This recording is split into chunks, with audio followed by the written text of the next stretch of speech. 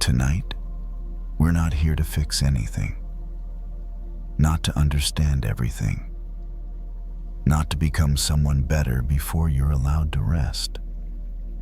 This is a quiet space where we gently let go and return to inner peace through soft Zen stories inspired by the Buddha, shared slowly so your mind can soften and your body can rest. Maybe today asked a little too much from you. Too many thoughts, too many worries, too many small things you tried to hold together. And maybe, just for this moment, you're ready to set them down. Here, you don't need to improve yourself. You don't need to solve tomorrow. You are already enough simply by being here, breathing quietly. Just for a moment. Where are you listening from tonight? Wherever you are, I'm grateful you're here, sharing this quiet space. Let your breath slow as if it remembers the way home. Let your shoulders soften like they no longer need to carry the world. Tonight, we'll listen to a simple story. A story from ordinary life, carrying a small thread of Zen and Buddhist wisdom. Not to give you more to think about, but to help you loosen your grip. Because suffering rarely ends by force. It softens when we stop holding it so tightly. There's nothing to rush, nothing to achieve, only a gentle drifting into rest, into stillness. Whether you stay awake or slowly fall asleep, this moment is already enough. And now, we begin tonight's journey with these Zen stories.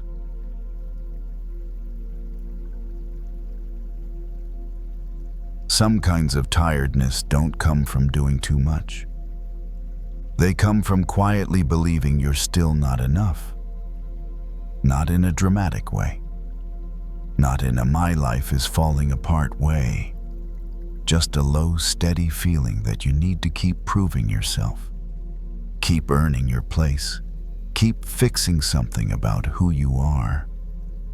Chris had lived with that feeling for years. He was 42, worked in IT support for a mid-sized company. The kind of job where people only noticed you when something went wrong. Most days he moved through tickets and emails quietly, fixing other people's problems, resetting passwords, keeping systems running so smoothly no one had to think about them. By the end of the day, his shoulders always felt a little tight, like they were holding something up even after work was done. That evening, Chris sat at his small desk in the corner of his apartment. The overhead light was off. Only a desk lamp was on, casting a soft circle of light across the wood surface. Outside traffic hummed in the distance, steady and far away, like the city breathing on its own. His laptop was open, but he wasn't really looking at it. An inbox sat half cleared. A few messages he meant to answer later.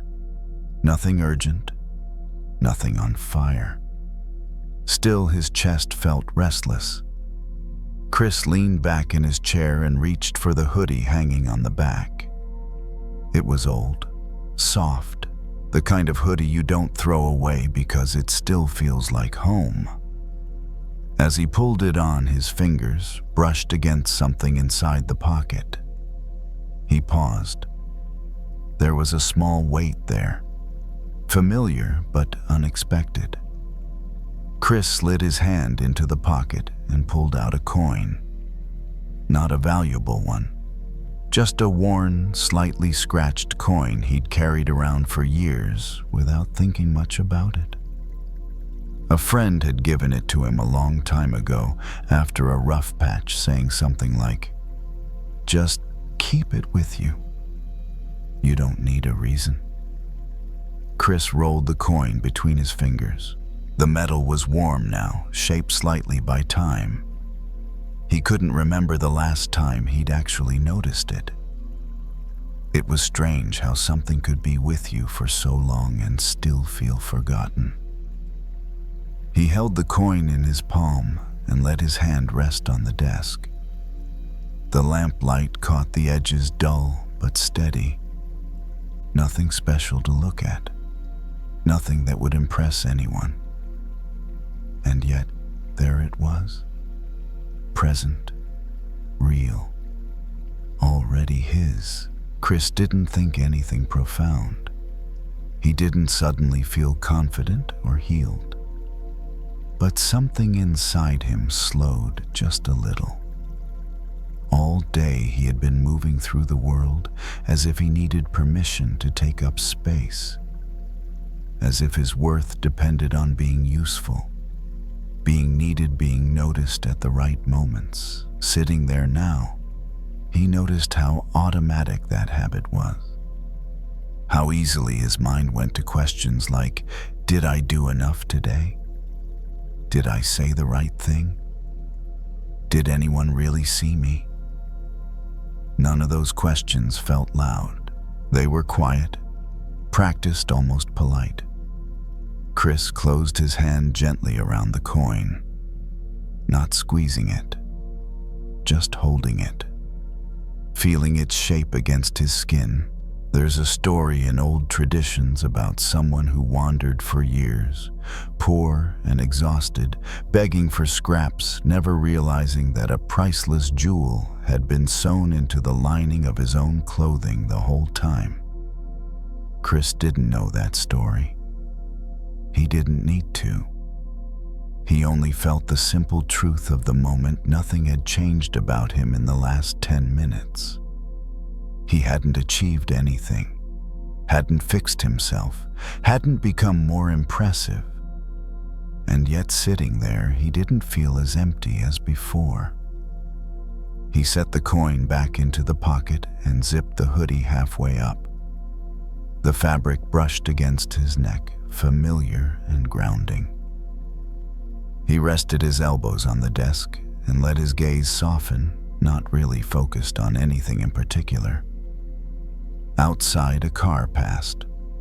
Somewhere, a door closed. Life kept moving without asking anything from him. Chris noticed his breathing without trying to control it. In and out. A little slower now. A little deeper, without effort. It occurred to him that maybe his exhaustion didn't come from lacking something. Maybe it came from constantly reaching for what was already here. The thought didn't demand agreement. It didn't try to convince him. It simply passed through like a quiet observation and left space behind it. Chris leaned back again, chair creaking softly. He didn't rush to stand up, didn't rush to do anything at all. For the first time that evening, he let himself be exactly as he was, without adding a silent requirement to improve. Chris stayed there for a while longer, not doing anything in particular. The desk lamp hummed faintly, the kind of sound you only notice when the room gets quiet enough. His laptop screen dimmed on its own, then went dark. He didn't reach out to wake it. The room felt softer without the light from the screen. Shadows settled into their places. Nothing demanded his attention. He stood up slowly and walked toward the window. The glass was cool when he rested his fingertips against it. Down below, a few apartment lights were still on. Others had gone dark. People ending their days in their own quiet ways. Chris had spent years believing that value came from being seen, from being useful. from being the one who had the answer when something broke. But standing there now, he noticed how none of that was required in this moment. The world wasn't asking him to prove anything. It was just continuing. He let his forehead rest lightly against the window for a second, then stepped back. The hoodie hung loosely on his shoulders. The pocket felt heavier than it should have, not because the coin weighed much, but because he was finally aware of it. He moved to the couch and sat down, letting his body sink into the cushions. The fabric creaked softly, then settled. One leg tucked under the other without him thinking about it. His arms rested at his sides, hands open. It was strange how unfamiliar that felt. Open hands, not holding onto a task, not gripping a thought. A memory floated up uninvited. A younger version of himself trying to be quieter, trying not to take up space, learning early that approval felt like safety. The memory didn't sting. It didn't need analysis. It just passed through like a shadow moving across the floor. Chris noticed something else then. Even in the middle of all those years of trying, something in him had never actually been missing. Tired, yes, doubting often, but not broken. The coin in his pocket hadn't made him valuable. It hadn't changed who he was. It had simply reminded him of something that was already true. He closed his eyes for a moment, not to meditate, just to rest them. The room didn't disappear. It stayed steady and quiet around him. His breathing found its own rhythm. In through the nose, out through the mouth. No counting, no correction. Just the body doing what it knows how to do when it's allowed to stop performing. Thoughts came and went. A half-formed plan for tomorrow, a grocery list, a line from a song he couldn't quite remember. None of them stayed long. None of them needed an answer. There was a gentle relief in realizing that wholeness didn't feel like excitement. It felt like not having to reach anymore. Chris shifted slightly on the couch and felt the coin press against his hip. He smiled barely. Not because it was meaningful, but because it was simple.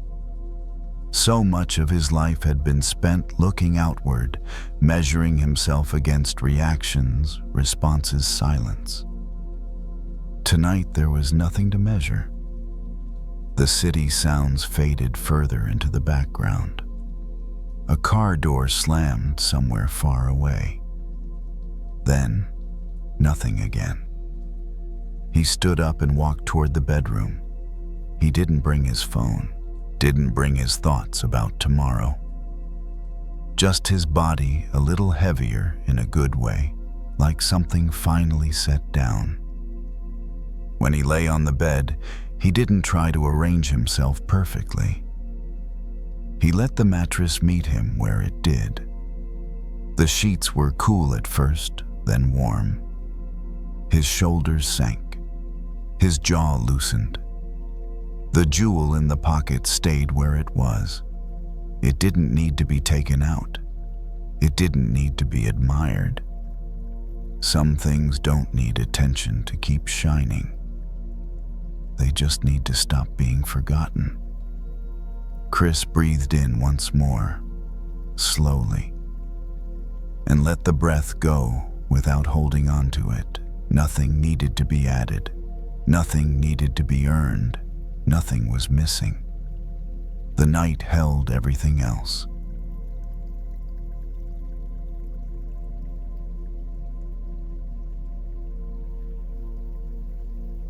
Some people don't lose themselves loudly. They don't rebel. They don't fall apart. They simply learn how to shrink. Omar learned that early. He was 28, worked as a personal trainer at a local gym, the kind of place with mirrors everywhere, and music that never quite turned off. From the outside, he looked confident, strong, put together. The kind of guy people assumed had things figured out. Inside, he moved carefully. Not because he was afraid exactly, more because he had learned slowly, quietly, that it was safer not to take up too much space. Safer not to want too much. Safer not to show too much of whatever lived underneath the muscles and routines. That night, after his last client left, Omar stepped outside and started walking. The gym lights buzzed behind him as the door closed. The street was calmer than usual. A few cars passed. Street lights stretched long shadows across the sidewalk. He kept his hands in the pockets of his jacket shoulders, slightly rounded forward. It was a posture he didn't remember choosing. His body had learned it on its own. As he walked, he replayed small moments from the day. A joke he didn't finish. A thought he didn't say out loud. A decision to stay agreeable instead of honest. None of it dramatic. Just familiar. Omar crossed an intersection and slowed down near a quiet stretch of road lined with trees. The leaves barely moved. Somewhere a bus hissed as it pulled away. He stopped under a streetlight and leaned back against a pole, the cool metal pressing through his jacket. His chest rose and fell quickly at first, then settled. There was a tightness there. Not pain. More like something held in for a long time. Omar had been praised for being easy most of his life. Easygoing, easy to work with, easy to manage. It sounded like a compliment. It had felt like one. But over time, he noticed how often easy really meant quiet, smaller, less. He rolled his shoulders once, then again, trying to loosen them. The muscles responded slowly, like they weren't used to being asked to soften. Across the street, a stray cat darted from behind a parked car and disappeared into the shadows. Omar watched it go, then let his gaze drift upward. The night sky was darker here than near the gym. A few stars showed through the haze. Nothing dramatic, just enough to notice. He remembered something his grandfather had once said, half joking, half serious. If you raise a lion among sheep, it won't forget how to roar. It'll just forget when it's allowed. Omar hadn't thought about that in years. He wasn't angry. That surprised him. He'd expected anger to show up if he ever slowed down enough to feel what was underneath. But what he felt instead was weight. The kind that comes from holding back, not from being hurt. He pushed off the pole and started walking again, slower now. Each step landed more deliberately. His breath matched his pace without effort. As he walked, he noticed how often his mind tried to correct him. Don't get too big. Don't make it awkward. Don't push. Those thoughts weren't cruel. They were protective. Old. Well practiced. Omar didn't argue with them. He just noticed them the way you might notice background noise you've lived with for so long you forgot it was there. At the next corner, he stopped again. This time he closed his eyes briefly and took one deeper breath than usual. His chest expanded. His shoulders lifted slightly, then dropped. Nothing happened. No rush, no breakthrough. But something shifted. It felt like standing a little straighter, not to look confident, but because there was no reason to keep folding inward. Omar opened his eyes and looked down the street. The road stretched out empty and quiet. He could walk any direction he wanted. For the first time that night, he noticed how much strength it took to keep pretending to be smaller than you are, and how much energy might come back if you stopped. He didn't need to roar. He didn't need to prove anything. He just needed to stop acting like he was something he wasn't. Omar took another step forward, then another, letting his arms swing naturally at his sides. His hands came out of his pockets. His shoulders stayed relaxed. The lion hadn't disappeared. It had just been patient. And patience, he was beginning to realize, wasn't the same as weakness. Omar kept walking, not toward anything in particular. The street curved gently, guiding him without asking questions. His footsteps sounded different now, not louder, just steadier, like they belonged to him again. He passed a closed storefront, its windows' dark reflections faint. For a moment he caught sight of himself in the glass, the outline of his body, broad shoulders, solid frame, a presence that had always been there, even when he tried to soften it. He didn't stop to look longer. He didn't need to. What surprised him most was how tired he felt, not the heavy exhaustion of a long day, but a softer kind. The kind that comes after you've been holding something in for a very long time and finally let your grip loosen. Omar slowed near a small park tucked between apartment buildings. The gate wasn't locked. He stepped inside and sat on a bench beneath a tree. The wood was cool. The air smelled faintly of leaves and damp earth.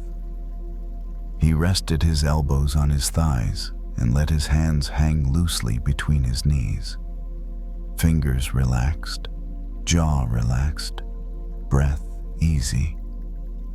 For years he had thought that being himself meant being too much, too intense, too direct, too loud in a world that seemed to reward smooth edges and quiet compliance. So he learned how to blend, how to fit, how to keep his head down. But sitting there now, he realized something simple. The effort it took to shrink had been constant, invisible, but relentless. No one had asked him to disappear. He had just learned how. A breeze moved through the leaves above him, producing a soft, uneven rustle. Omar followed the sound with his attention, letting it rise and fall without naming it. His breathing slowed naturally, syncing with the rhythm around him. There was no sudden clarity, no declaration of identity, just the sense that something old had been set down beside him on the bench. He remembered moments he had almost forgotten, times when he laughed too loudly and then quickly checked himself, times when he wanted to speak and swallowed the words instead, times when his body felt powerful, alive, and he immediately toned it down so no one would feel uncomfortable. None of those memories hurt tonight. They felt distant, like scenes from a movie he no longer needed to rewatch. Omar leaned back against the bench and looked up at the branches. A few stars peeked through the gaps. Not many, just enough. A lion doesn't need to roar to know what it is. It doesn't rehearse its strength. It doesn't apologize for its size. That truth settled in quietly. Omar noticed how calm his body felt when he stopped trying to manage how he appeared when he wasn't anticipating reactions, when he wasn't adjusting himself in advance. It wasn't confidence. It was relief. He stood up and left the park, walking back toward his apartment. The streets felt familiar again, but softer. Less like a stage, more like a place to pass through. At his door, he paused, keys in hand. Not because he was hesitating, just because he could. Inside, the apartment greeted him with stillness. He kicked off his shoes and left them where they landed. The lights stayed off. The darkness didn't feel heavy. Omar moved through the space and sat on the edge of his bed. He leaned forward, elbows on knees, and let his head drop slightly. A long breath escaped him unplanned. His shoulders lowered another inch. He realized then that reclaiming himself didn't require a performance. It didn't require confrontation or explanation. It only required permission he could give himself. To stand as he was. To breathe as he was. To exist without translation. Omar lay back and stared at the ceiling. The room was quiet enough that he could hear his own breathing. Slow, even, unforced. The lion didn't need to prove it wasn't a sheep. It just needed to stop pretending. As sleep approached, Omar felt something unfamiliar and deeply welcome. Not excitement, not pride, ease. And in that ease, the body remembered what it had always known. Nothing was wrong with him. Nothing ever had been. The night held him there gently, without expectation.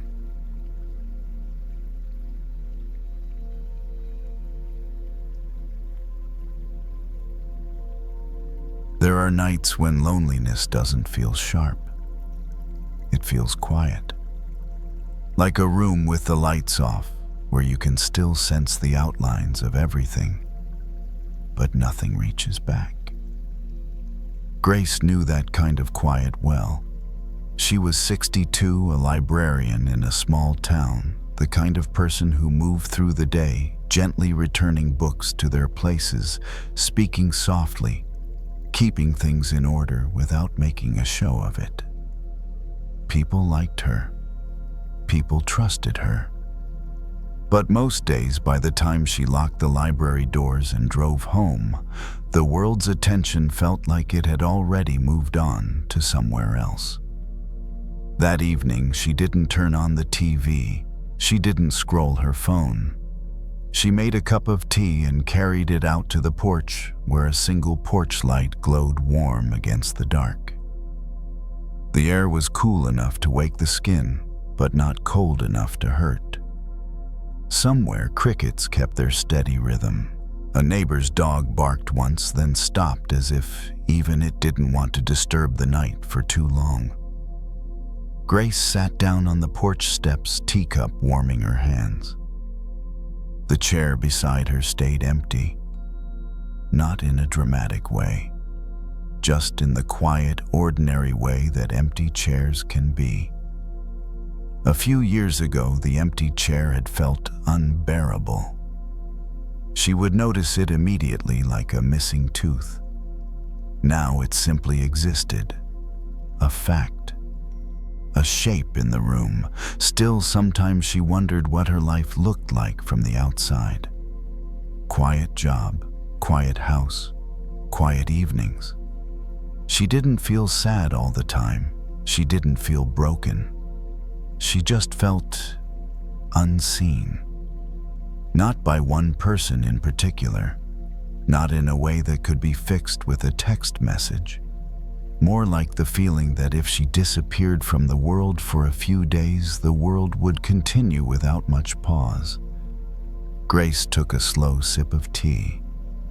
It was too hot, and she smiled at herself for forgetting that part. She set the cup down beside her and rubbed her thumb over the rim, feeling the smooth ceramic. Across the small yard near the fence line, something pale caught her eye. A faint patch of color in the dark. She leaned forward, squinting. Earlier that week, she had thrown a handful of mixed seeds into the soil near the fence, not really expecting anything. A neighbor had mentioned wildflowers offhand, saying they made the yard feel less lonely.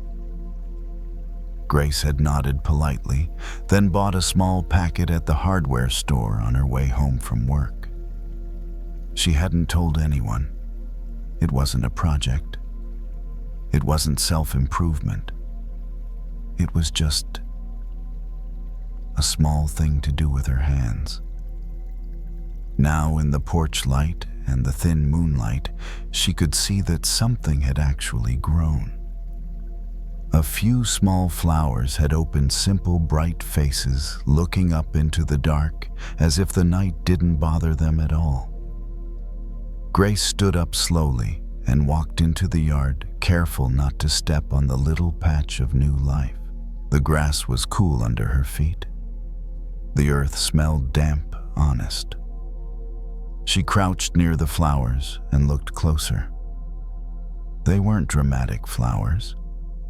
Not the kind people buy at expensive shops. Not roses, not orchids. These were the kind that show up in empty lots, along highways in places no one points at. And yet here they were, open, bright, completely unconcerned with whether anyone noticed. Grace felt something loosen in her chest. Not a big release, just a softening, as if a tight knot had been sitting there quietly and finally stopped pulling. She stayed crouched there, looking at them. The petals were delicate, slightly uneven. The stems thin but upright. They didn't look like they were trying to be anything else. It struck her in the simplest way that they hadn't grown to be admired. They had grown because that's what they do. Grace thought about how often she measured her own life by outside signals, invitations, messages, praise at work, people remembering her birthday, people needing her. And when those signals didn't come, she assumed something about herself. Maybe I'm not interesting. Maybe I'm not important. Maybe I'm not enough. The wildflowers didn't seem to ask those questions. They didn't bend toward applause. They didn't wait for permission. They simply opened. Grace reached out and touched one petal with the tip of her finger. It was cool and soft, almost weightless. The flower didn't flinch. It didn't change its mind. It remained what it was. A car passed far away, headlights sweeping faintly across the fence. Then the darkness returned to its steady shape. Grace sat back on her heels and let herself breathe. In and out, slow, natural breaths that didn't ask anything from her. She realized she had been living as if her value depended on being witnessed, as if beauty required an audience, as if a life only mattered when someone else reflected it back to her. But the small patch of wildflowers didn't need a mirror. Grace stood up and went back to the porch. She picked up her tea again, now warm instead of hot. She sat down on the step and looked out at the yard. The empty chair was still empty. The night was still quiet. And yet something felt different. Not in the circumstances, in her chest. She didn't feel fixed. She didn't feel suddenly fulfilled. She just felt less needy for proof. The wildflowers continued to hold their small brightness in the dark, like a gentle reminder you didn't have to fight for your own worth. Sometimes Grace thought the most honest kind of beauty is the kind that keeps blooming even when no one is watching. And maybe that kind of blooming was allowed for her too. Grace stayed on the porch for a long while after that, long enough for the night to deepen around her. The crickets settled into a slower rhythm. The air cooled just enough that she pulled her sweater closer around her shoulders. Not because she was cold, but because the weight felt comforting. She watched the small patch of wildflowers from where she sat. They were harder to see now, their colors muted in the dark, but she knew they were still there, still open, still doing what they had done all day without interruption. Grace noticed how often she had lived as if she were on pause, waiting for someone to notice her effort, waiting for an invitation, waiting for a sign that her life was meaningful in some measurable way.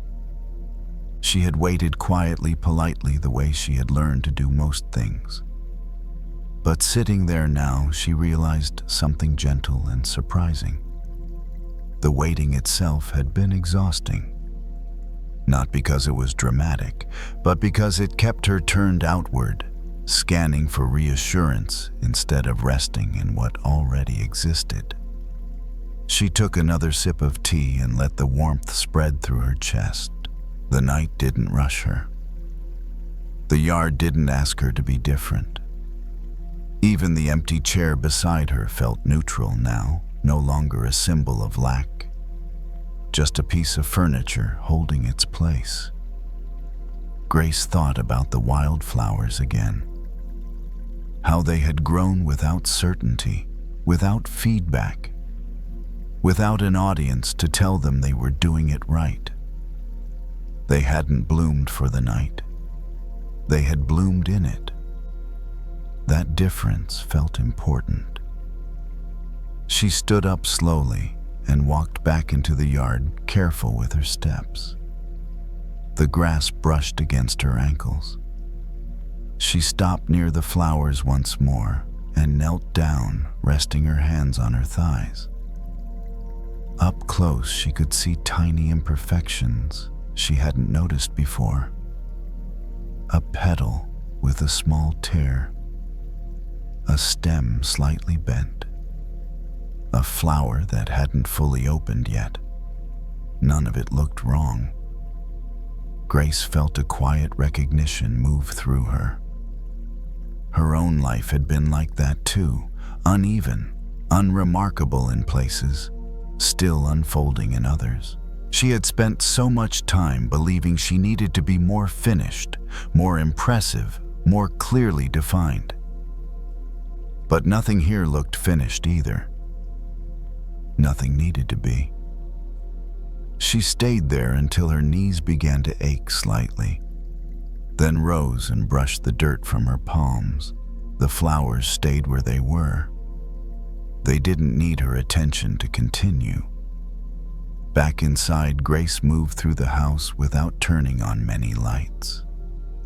The familiar rooms felt softer in the dimness, edges less sharp, expectations lower. She washed her cup, listening to the quiet rush of water, then set it upside down to dry. In the bedroom, she paused by the window and looked out once more. The yard was mostly shadow now, the flowers invisible unless you knew where to look. She smiled to herself. So much of life, she realized, was like that. Present, alive, meaningful, whether or not it was clearly seen. Grace lay down and pulled the blanket up around her. The bed held her weight easily. Her breath slowed without instruction. The day, with all its small moments and quiet hours, began to loosen its grip. She didn't make any promises to herself, didn't vow to stop caring what people thought, didn't rewrite her story in her head. She simply let herself rest.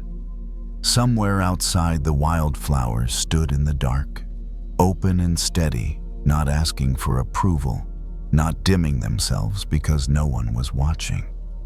They would still be there in the morning. And so would she. Grace closed her eyes, carrying that thought with her, not as an affirmation, not as a lesson, but as a soft truth the body could understand. Nothing was missing. Nothing had to be proven. The night wrapped around the house, gentle and complete, and let everything be exactly as it was.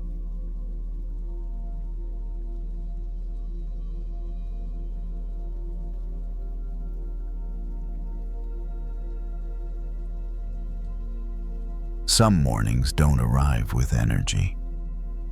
They arrive quietly, almost shy, like they're not sure if anyone is ready for them yet. Tyler was already awake when the light started to thin the darkness between the trees. He hadn't set an alarm. He rarely did on days like this. As a park ranger, his schedule shifted with the seasons, with weather, with things that didn't care much about clocks. That morning he stood on a narrow trail just before sunrise, hands tucked into the pockets of his jacket, breath visible for a moment and then gone. The forest was still. Not silent exactly, but waiting. The kind of quiet that feels full rather than empty. Tyler took a few slow steps forward, boots pressing into damp soil. Somewhere above him, a bird began to sing. Just one. A thin, clear sound, unhurried, unafraid of being heard or not heard. It didn't repeat itself for effect. It didn't pause to see if anyone was listening. It simply sang the way it always did because that was what it did when the morning came. Tyler stopped walking. He hadn't meant to. His body just did it on its own. He stood there, head tilted slightly, listening. Another bird joined in, then another, each with its own rhythm, its own tone. None of them tried to match the others. None of them waited for permission. They weren't performing. They weren't proving anything. They weren't hoping for applause. They were just being birds.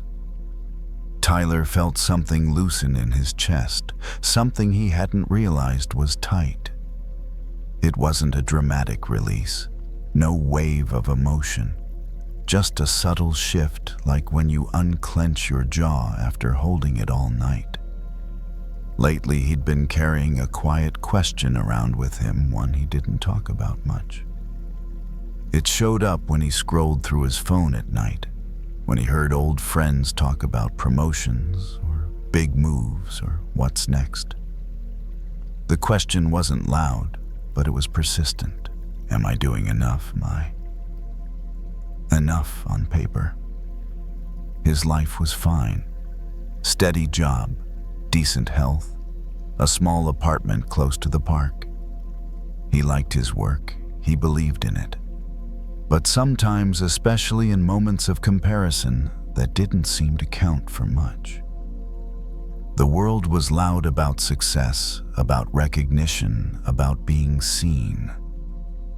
And Tyler wasn't sure where someone like him fit into that noise. Another bird sang closer this time. Tyler smiled, almost without realizing it. Not because the sound was impressive, but because it was honest. The bird wasn't trying to be louder than the rest of the forest. It wasn't trying to stand out. It was simply responding to the morning. Tyler thought about how often he did the opposite. How often he checked to see if what he was doing mattered before he let himself enjoy it. How often he measured his days by reaction instead of by presence. How many times he'd waited for someone else to notice before he allowed himself to feel okay about where he was. The bird didn't wait. It sang again the same simple phrase, as if nothing else in the world required its attention. Tyler leaned against a nearby tree, the bark cool through his jacket. He closed his eyes for a moment. The forest continued without him. The light shifted. The air moved. Nothing stopped just because he did. There was something oddly comforting about that. He realized that the birds weren't singing for the forest. They were singing from themselves, from whatever instinct or joy or necessity lived inside them. They didn't seem concerned with how their song landed. They didn't adjust their pitch to be more likable. They didn't question whether they deserved to be heard. They sang because singing was part of being alive. Tyler took a slow breath in, then out. The breath felt easier than it had earlier, like it didn't have to pass through as many tight places to get out. He thought about the small things he loved that no one ever clapped for. Early mornings like this, fixing trail signs, watching fog lift off the ground, listening to the woods wake up. None of it earned praise. None of it went online. But it filled something real in him. Maybe value didn't have to be loud. Maybe it didn't have to be proven. Maybe it didn't even have to be witnessed. Another song rose from the trees, then faded naturally without a dramatic ending. No grand finale. Just a soft return to quiet. Tyler opened his eyes. The sky was lighter now. Not bright yet, but changing. He straightened up, brushed his hands together, and took a step forward on the trail. The birds continued behind him, unconcerned with whether he stayed or went. As he walked, the question that had been following him didn't disappear completely, but it felt less heavy, less demanding, like it didn't need an answer right now. He didn't need to sing louder. He didn't need to wait for approval. He just needed to keep moving through his own morning at his own pace, and somehow that felt like enough for now. Tyler kept walking as the light slowly spread between the trees. The trail curved gently ahead, familiar, but never boring. He'd walked it hundreds of times in different weather, different moods, different versions of himself. It always looked slightly new anyway. The birds were still singing, though, not all at once anymore. One would call out then, another leaving small pockets of quiet in between. The pauses felt just as important as the sound itself. Nothing rushed to fill them. Tyler noticed how his steps had fallen into an easy rhythm. Not forced, not measured, just moving. His shoulders dropped a little more with each breath, as if his body was remembering something it had forgotten during the week. He thought about how often he'd treated his own life like a performance, even when no one was watching. How he'd edited himself internally, adjusting tone and pace, wondering how things looked from the outside. It was exhausting, living as if there were always an audience somewhere beyond the trees. The birds didn't live that way. They didn't ask if the forest approved of their song. They didn't replay it later, wondering if they could have done it better. They didn't compare themselves to the bird 3 branches over. They sang. And when they were done, they stopped. Tyler slowed and sat on a fallen log near the edge of the trail. The wood was cool and slightly damp solid beneath him. He rested his elbows on his knees and let his gaze soften, not focused on anything in particular. The forest continued its quiet work around him, there was something healing about realizing that his worth didn't have to be constantly reaffirmed, that he didn't need to earn the right to exist comfortably in his own life. He could just be here, breathing, listening, taking up space without apology. He hadn't always believed that. Growing up, praise had come with conditions. Do well, be useful, make sense to other people. Over time, he'd learned to translate attention into value silence, into doubt. If no one was responding, maybe he wasn't doing enough. Maybe he needed to try harder. But the forest offered no feedback like that. It didn't reward or withhold. It simply allowed everything to exist in its own way. Tall trees, small birds, quiet mornings, all of it counted. Tyler felt a small smile touch his face again. Not because he'd figured something out, but because he didn't feel the need to figure anything out anymore.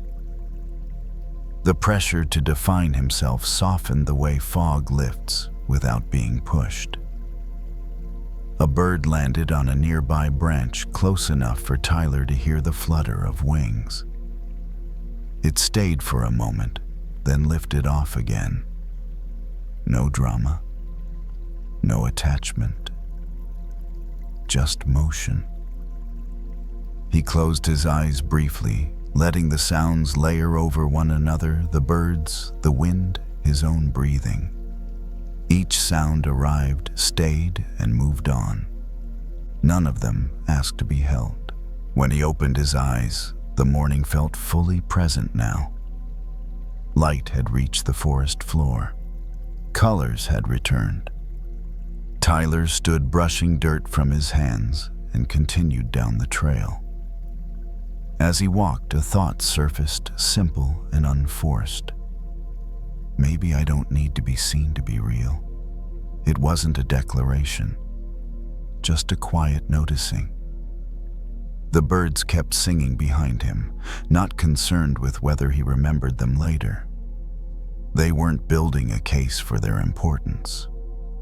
They were living it moment by moment, without explanation. Tyler reached the point where the trail split. He paused, then chose the left path, the one that dipped slightly before rising again. He didn't analyze the choice. It just felt right. The forest held him as he moved forward. No spotlight, no applause, no judgment. Just the steady presence of something larger where every small voice had its place. By the time the trail opened up near the ranger station, the birds had quieted. The morning had moved on. Tyler felt ready to move with it. He didn't feel suddenly confident or transformed. He didn't feel certain about everything ahead. But he felt settled, like something inside him had found its natural pitch again. Not too loud, not too small, just true to itself. And that he realized was enough.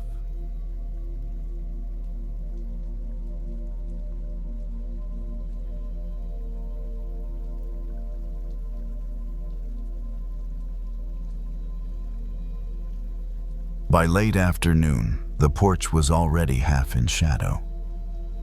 Grace sat on the wooden swing with a thin cardigan pulled around her shoulders. Not because it was cold, but because the day had begun to let go of its warmth. The air carried that quiet feeling that comes just before evening, when nothing urgent is left to do, and the world doesn't expect much from you anymore. The swing moved slightly as she shifted her weight. Not enough to creak loudly, just a soft, familiar motion. Back and forth, back and forth. A rhythm she didn't think about until it was already happening. Across the yard stood the oak tree. It had been there longer than Grace had lived in the house, longer than her children had lived there, longer than most of the things that once felt important. Its trunk was thick and uneven, the bark rough and darkened with age. In the summer, it filled the yard with shade. In the winter, it stood bare and unremarkable, easy to overlook. Grace had noticed recently how people tended to overlook her too. It wasn't dramatic. No one was being cruel. It was quieter than that. Conversations moved around her instead of toward her. New ideas came from younger voices. Invitations arrived less often. When people spoke to her, it was with kindness, but also with a subtle assumption that her most active chapters were already behind her.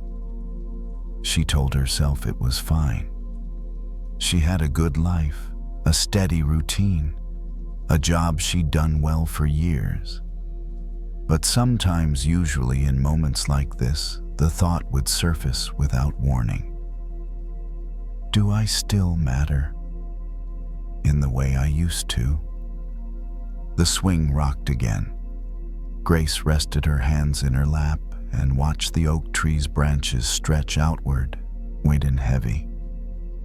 Its leaves barely moved even when the breeze picked up. The tree didn't respond to the wind the way smaller trees did. It didn't rush. It didn't flutter. It stayed. She thought about how, when she was younger, she'd believed value came from visibility, from doing more, from being noticed, from having something to show. Back then she was all branches and leaves, busy spreading, reaching outward in every direction. Now much of that had slowed. Her days were quieter, more internal, less impressive from the outside. And part of her wondered if that meant something had been lost. The oak tree didn't seem to worry about that. It didn't try to look younger than it was. It didn't apologize for the thickness of its trunk or the heaviness of its limbs. It didn't chase attention with new growth every season. It simply stood there, rooted deep, holding the ground in a way that younger trees couldn't. Grace leaned back slightly, letting the swing support her weight. The wood pressed firmly against her spine, steady and real. She felt the tiredness in her body, not the sharp kind, but the deep layered kind that comes from years of showing up. The oak tree had rings. She knew that. Layers beneath the bark, each one marking a season of growth. Stress, weather, survival. None of them visible unless the tree was cut open. None of them obvious to someone passing by. And yet those unseen layers were the reason the tree could stand the way it did. Grace exhaled slowly. The thought settled somewhere inside her, not as a conclusion, but as a possibility. Maybe value didn't live in what people could see anymore. Maybe it had moved underground. She looked at her hands. The skin thinner than it used to be, veins more visible. These hands had held children books, grocery bags, grief, joy. They had done their work quietly, without needing to be admired. The swing rocked again, a little wider this time. The evening insects had started their low hum. Grace didn't turn on the porch light. She liked the half-light. It made everything softer, less defined. She thought about the younger version of herself, always reaching, always stretching toward the next thing. That version had been necessary, but it wasn't the only one that mattered. The oak tree had once been young too. Now its strength was not in how far it reached, but in how deeply it held. Grace sat with that image as the sky dimmed further. The yard grew still. The tree didn't move much at all, but somehow it felt more present than anything else around her. She didn't need to decide what this meant yet. She didn't need to turn it into a lesson or a reassurance. It was enough to notice the shift, to feel the weight of something steady beneath the surface. The swing slowed on its own. Grace let it. As the evening deepened, the air around the porch seemed to slow. The colors in the yard softened, edges blurring slightly, as if the day itself were getting ready to rest. Grace stayed where she was, letting the swing move less and less until it barely shifted at all. The oak tree remained in front of her, solid and patient. She realized she had never once worried about whether the tree was still useful. No one questioned its worth because it no longer grew quickly. No one expected it to prove anything. Its presence alone felt enough. More than enough. The shade it gave, the way it held the soil in place, the quiet sense of continuity, it all happened without asking for attention. Grace thought about how different that felt from the way people often treated themselves. How easily value became tied to output, to recognition, to how visible or impressive one appeared to be. And how, as those things naturally shifted with time, a quiet fear could slip in, whispering that something essential had been lost. The oak tree didn't seem to believe that story. Its roots were invisible, buried deep beneath the surface. They weren't admired. They weren't photographed. But they were doing the real work. Holding, nourishing, keeping the whole structure steady through storms that never made headlines. Grace placed her feet more firmly on the porch floor and let the swing come to a stop. The stillness felt kind, not empty.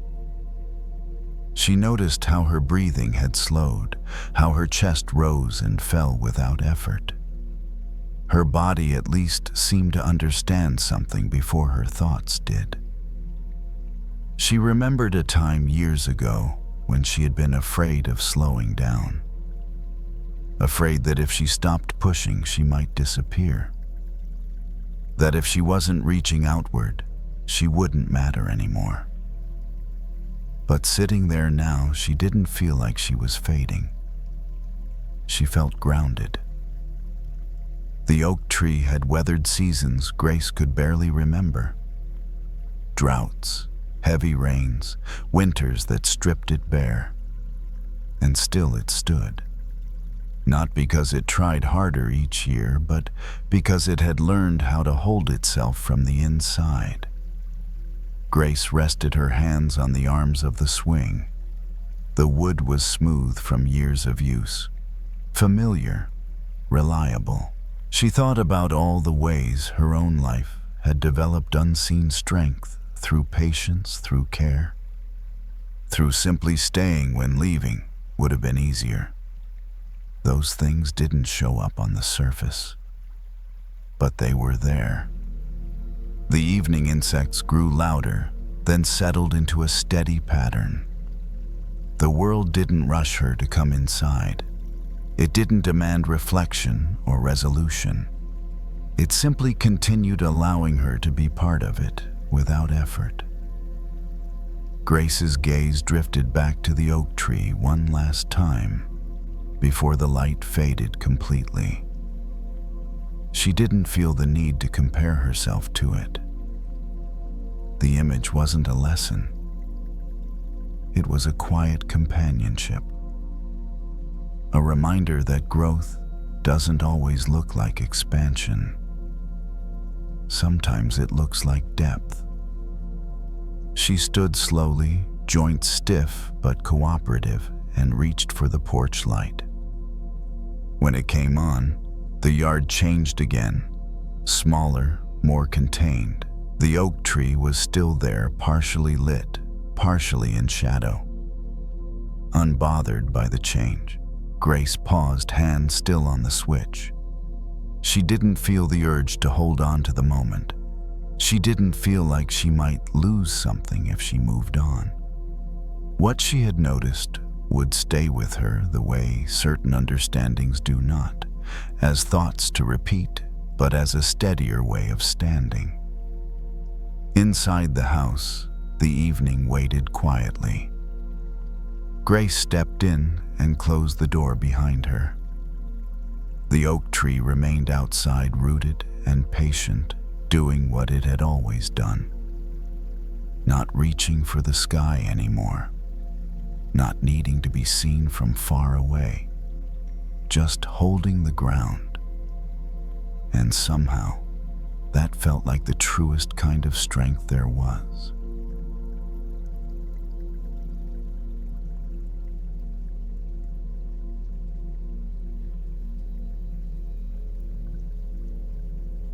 There was an extra chair pulled up to the kitchen island, and no one was sitting in it. It hadn't been there earlier in the day.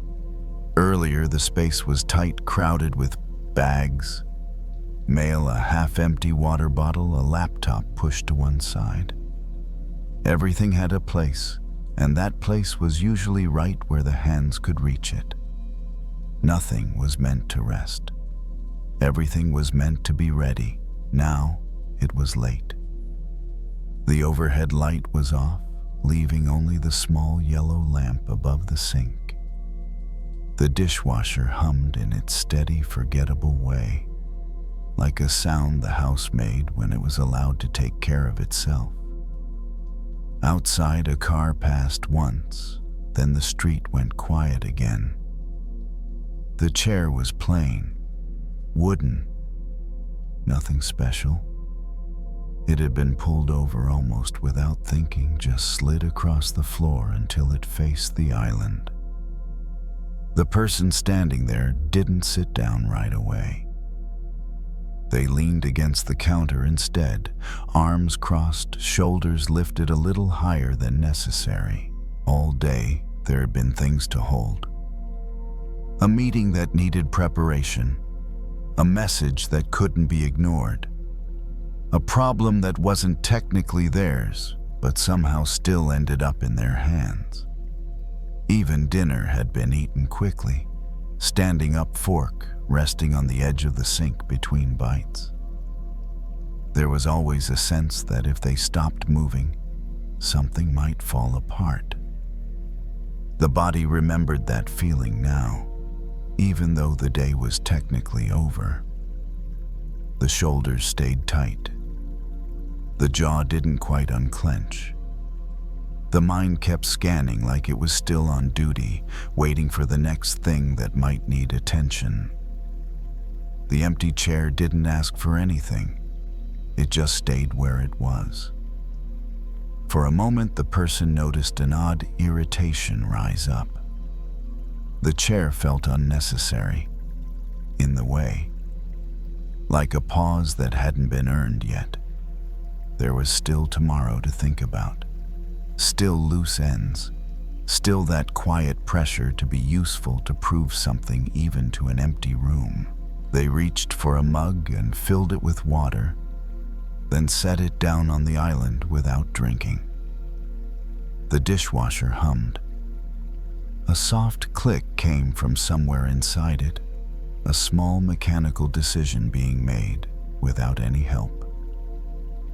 There was a memory, faint but persistent, of being younger and being told to wait, to stand back, to make room. Someone else needed the seat more. Someone else mattered more in that moment. It wasn't said cruelly. It didn't have to be. It was just the way things were arranged. Over time, standing became normal, hovering, being ready, being available. The chair scraped softly as it was pulled back a few inches. The sound was louder than expected in the quiet kitchen. The person paused, hands still on the top rail, as if surprised by their own movement. They sat down slowly. At first it felt wrong, too exposed, like sitting meant admitting something they weren't sure they were allowed to admit yet. The back of the chair pressed gently between the shoulder blades. The feet found the floor. The body registered contact, weight support. Nothing dramatic happened. The room didn't change. The to-do list didn't disappear. Tomorrow didn't cancel itself. But something inside the chest loosened just enough to be noticeable. It's strange how unfamiliar rest can feel when you haven't practiced it in a while. Not the kind of rest that comes from collapsing at the end of the day, but the kind that comes from choosing to stop before you're forced to. The kind that says, just for now, this is enough. The person noticed how the island looked from this angle, how the edge was worn smooth in one spot, how a small crumb had been missed during cleaning. Ordinary details suddenly visible when the body wasn't leaning forward anymore. They rested their hands on their thighs. The fingers twitched once, like they were checking whether they were allowed to be empty. The mind tried out of habit to fill the space. You should answer that email. You forgot to follow up. You could be doing more right now. The thoughts arrived the way they always did, lined up and confident, like they belonged there. But tonight they didn't land quite as hard. It was as if the chair absorbed some of the impact. As if having a place to sit gave the body permission not to obey every instruction immediately. There is a quiet kind of exhaustion that doesn't come from doing too much, but from never letting yourself arrive anywhere. From always being slightly ahead of the moment you're in, reaching for the next thing before this one is even settled. The person noticed their breathing, not in a deliberate way, just noticed that it had slowed. The inhale wasn't rushed. The exhale went a little longer than expected, like the body was surprised it had the time. The empty chair across from them stayed empty. It didn't accuse, it didn't compare. It didn't ask them to earn the right to be there.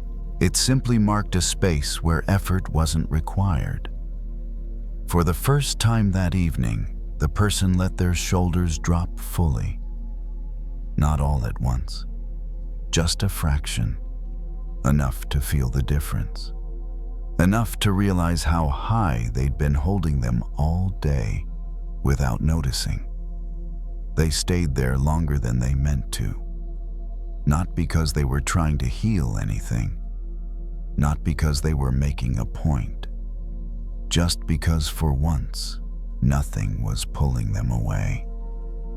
And somewhere in that quiet kitchen with the dishwasher humming and the extra chair holding its place, a small truth settled in.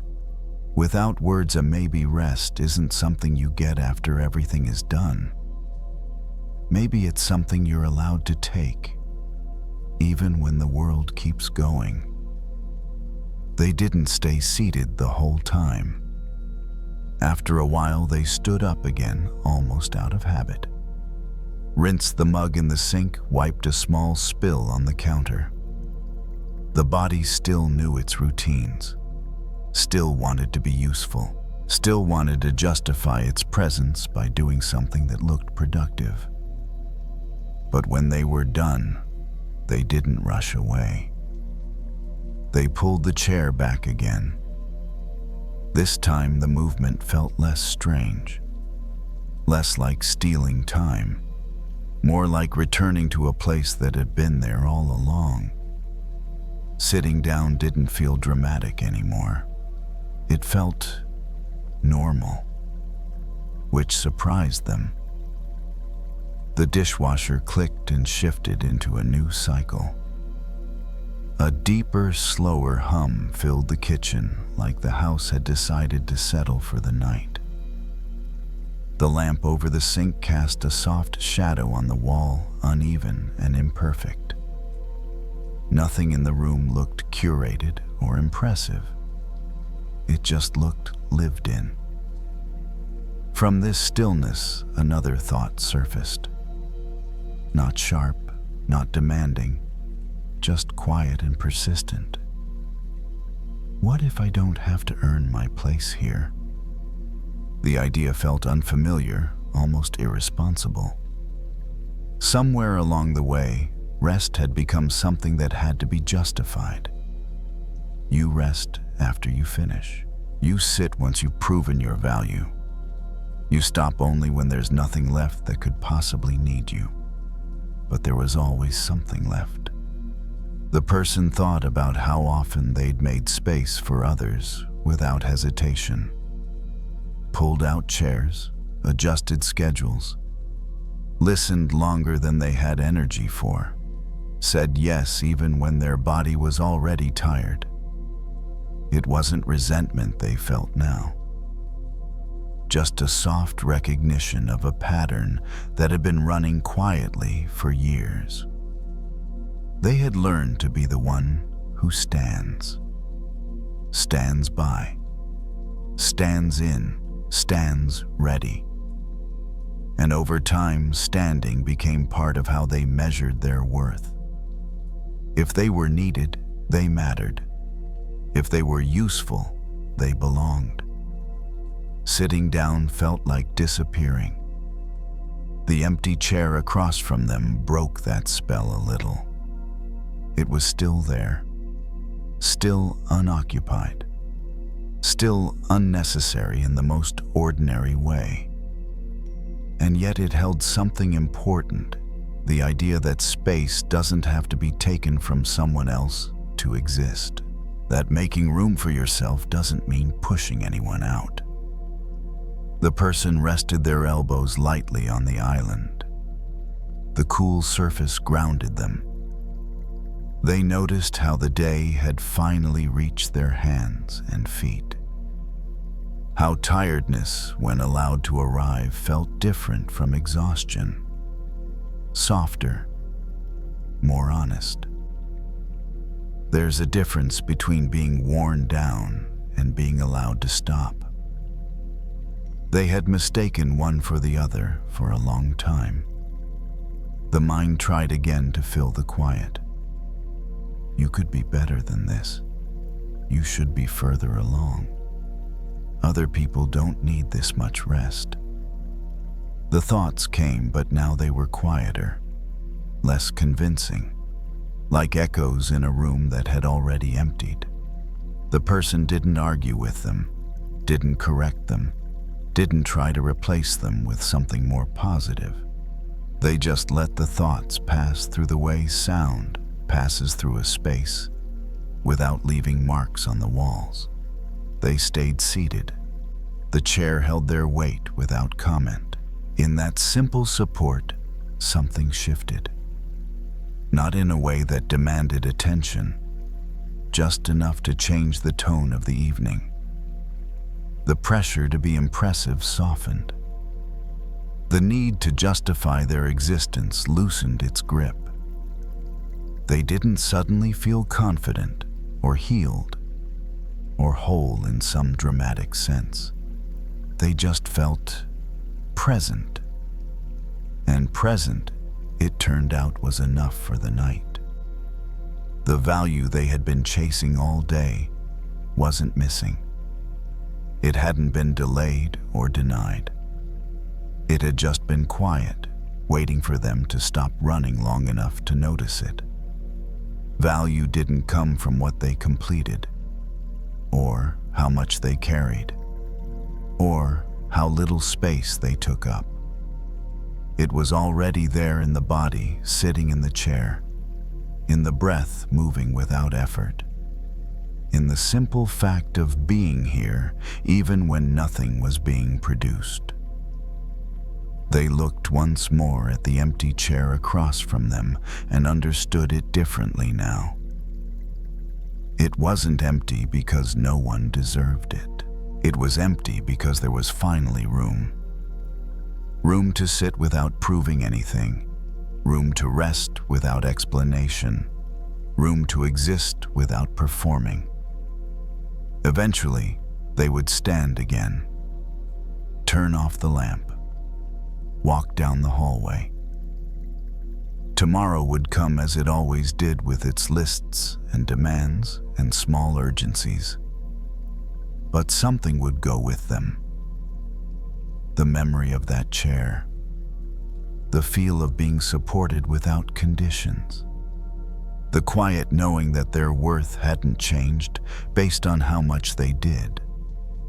And even when the chair was pushed back under the table, even when the kitchen returned to its usual arrangement, that space would still exist. Not in the room, but inside them. A place they could return to, a place that didn't need to be earned.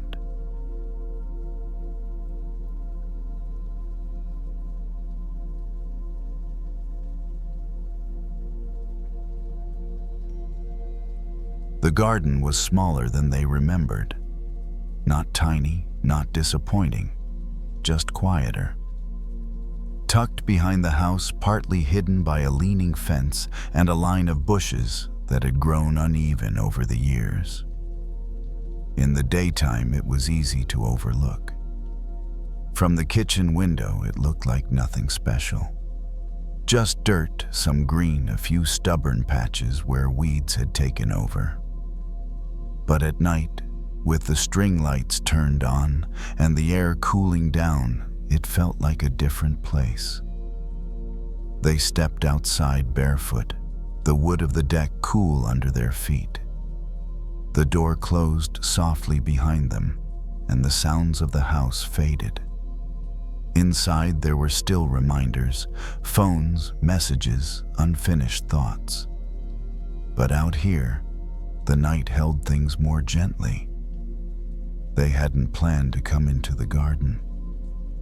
Earlier, they'd been scrolling on the couch phone, glowing in the dim living room, watching other lives unfold in neat rectangles, smiling faces, announcements, new beginnings that looked clean and confident.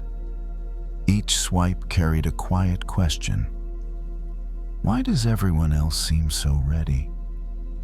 The feeling wasn't jealousy exactly, more like a soft ache, a sense of being behind or unfinished or not quite ready to be seen. So they stood up without much thought, slipped on a sweater, and stepped outside. The garden didn't greet them. It didn't offer comfort or answers.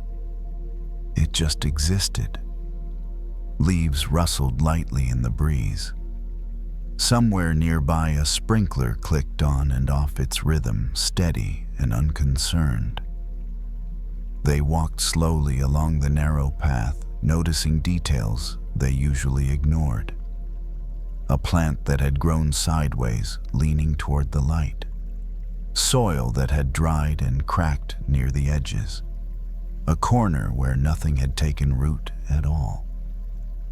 It was clear they hadn't been tending this place much.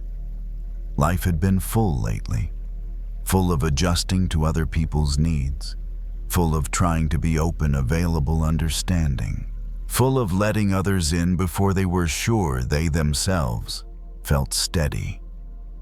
There was a time when they believed healing happened through connection alone, through being chosen, through being seen by someone else and held there long enough to feel real again. But standing in the garden now, they noticed something simple and uncomfortable at the same time. Nothing here was growing because someone else liked it. Nothing here was blooming for approval. The garden didn't perform. They knelt down near a small patch of soil, brushing their fingers across the surface. It was dry, but not dead. Beneath the top layer, there was still coolness, still potential. They could feel it. A memory surfaced of inviting people in too soon, of sharing tender parts before they had learned how to protect them, of hoping someone else would know what to do with the pieces they themselves didn't yet understand. The intention had always been good. They weren't careless. They were just eager to feel whole again, eager to skip the slow part. They reached for the watering can resting against the fence. It was lighter than expected, nearly empty. They filled it halfway from the hose, listening as the water rushed in, then slowed. As they poured, the soil darkened instantly. The change was visible, immediate, satisfying in a quiet way. No one was watching. No one needed to know this was happening. It felt different from the effort they usually made. Usually, care was outward facing. A text sent at the right time, a thoughtful response, a version of themselves shaped to fit the moment. That kind of care took energy and left very little behind. This kind of care stayed. They moved slowly, watering only where it was needed. Not everything at once. Just one section, then another. The sprinkler down the street kept ticking, a steady backdrop, like a reminder that growth doesn't rush even when no one is paying attention. As they worked, a thought formed, not sharp, not demanding. What if this space is meant for me first? Not as a rule, not as a boundary shouted out loud, just as a quiet order of things. Care inward, then outward. Roots before invitations. They realized how often they treated themselves like a shared space. Open hours, no clear edges. Anyone could enter any time. And when something was damaged, they blamed themselves for not being stronger. But gardens don't work that way. You don't invite people in while you're still planting seeds and expect them not to step on anything. You don't leave the gate wide open during a storm and wonder why things get uprooted. You tend. You protect. You learn the rhythm of the place. Only then do you open it. They set the watering can down and sat back on their heels. The air smelled faintly of wet earth. Crickets had started their low, uneven song. The lights above cast soft circles on the ground, leaving the rest in shadow. Nothing dramatic had changed. No sudden clarity. No feeling of being fully healed. But something had shifted. The garden felt less like something they were neglecting and more like something that was waiting. Patient.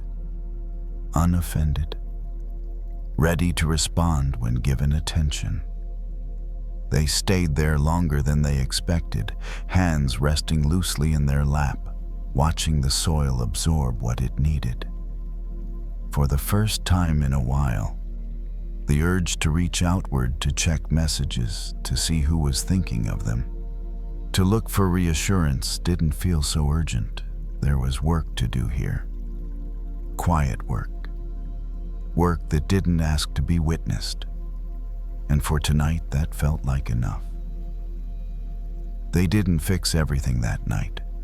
Some weeds were still there. Some patches stayed bare. The fence still leaned a little to the left, and one of the lights flickered when the breeze picked up. The garden didn't suddenly become beautiful in the way pictures online tend to be. And somehow, that made it easier to stay. They rinsed their hands with the hose and stood up slowly, feeling the stretch in their knees, the weight of their body settling back into itself. The soil clung lightly to their fingers, a quiet reminder that they'd been here, that they'd touched something real. As they walked the path again, they noticed where the ground dipped, where the stones didn't quite line up. These weren't flaws exactly, just signs of use, of time. It occurred to them that healing might look more like this than they'd expected. Not a reset, not a clean slate, just learning the shape of what's already there and caring for it without asking it to be different first. They sat on the low step at the edge of the garden, pulling the sweater tighter around their shoulders. The air had cooled enough to raise a light chill on their skin. Somewhere nearby, the sprinklers shut off, leaving behind a deeper kind of quiet.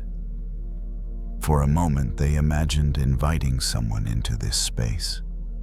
Not as a test, not as a hope that being chosen would fix something. Just as an offering made from a place that wasn't starving anymore. The image felt different from the ones they'd carried before. There was no urgency in it. No sense of please stay or don't leave. Just a calm curiosity about what it might be like to share something that was already tended. They realized how often they'd mistaken openness for healing. They'd believed that if they let people see everything, every crack, every fear, every unfinished piece, then closeness would come naturally. And sometimes it did. But often it came with confusion, with overstepping, with the quiet resentment that followed when their softness wasn't handled gently. It wasn't that others had done something wrong. It was that the garden hadn't been ready. They had opened the gate before learning how to care for the soil, before understanding which plants needed shade, which needed space, which ones grew slowly and couldn't be rushed. Sitting there now, they felt something soften in the way they thought about themselves. They hadn't failed at healing. They hadn't loved the wrong way. They had simply been tending outward before tending inward. And that wasn't a flaw, just an order that needed adjusting. They stood again and walked to the gate, resting their hand on the latch. It creaked softly under their touch. They didn't open it. They didn't close it tighter either. They just felt its weight the way it could move when asked. Choice felt like that sometimes. Not a decision shouted into the world, but a hand resting on a latch, aware that movement was possible. The lights overhead hummed faintly. A moth circled once, then disappeared into the dark. The garden breathed in its own quiet way, alive, but not demanding. They thought about tomorrow, about conversations that might happen, about invitations they might receive or offer. For the first time, those thoughts didn't feel heavy. They didn't need to decide anything tonight. Healing they were learning didn't ask for big promises. It asked for small, consistent care, for showing up in the same place again and again, even when no one else was there to notice. Before going inside, they turned back once more. The garden looked different now, not because it had changed, but because they had. It wasn't a place to escape into. It was a place to return to, a place that held them without needing anything in exchange. Inside the house, the couch and phone and familiar noises waited. Life would continue. Connections would form and fade as they always did. But there was a quiet understanding they carried with them as they stepped back inside. They didn't need to be fully healed to be worthy. They didn't need to be chosen to be whole. Their value wasn't waiting outside the gate. It was already rooted here.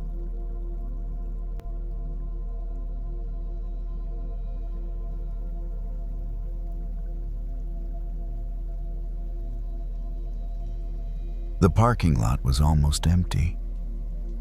Just a few cars scattered across the far rows, their windshields catching the last light of the day.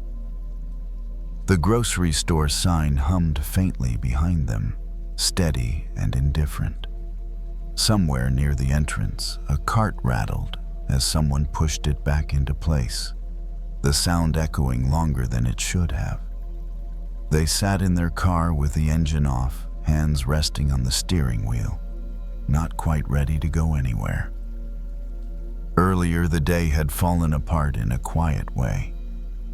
No shouting, no dramatic ending.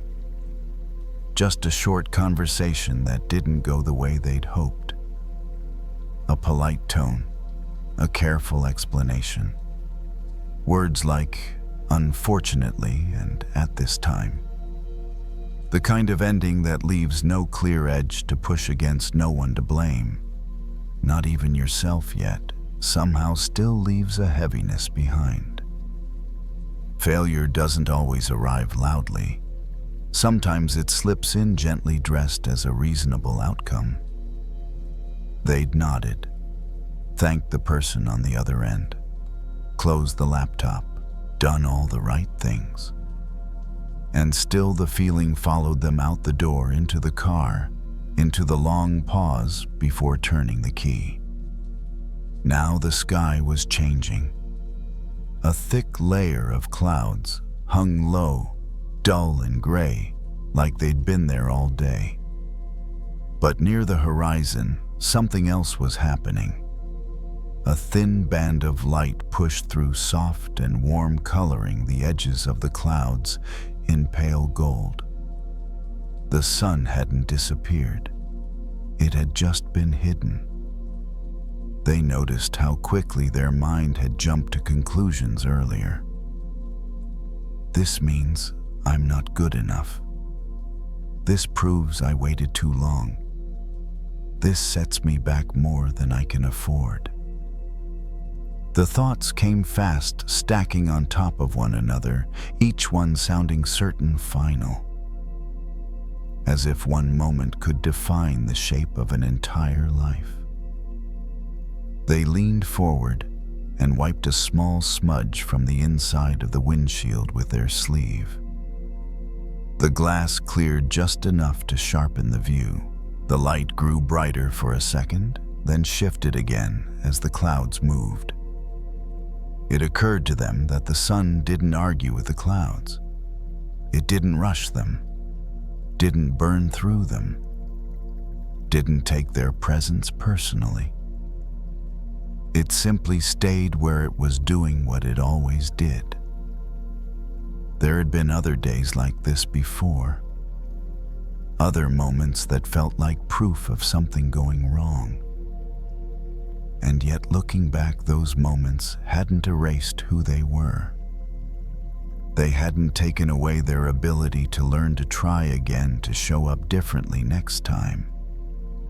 But in the middle of it, it never felt that way. In the middle of it, the clouds felt permanent. They remembered being younger, equating success with visibility. If something was seen, it mattered. If it wasn't acknowledged, it didn't count.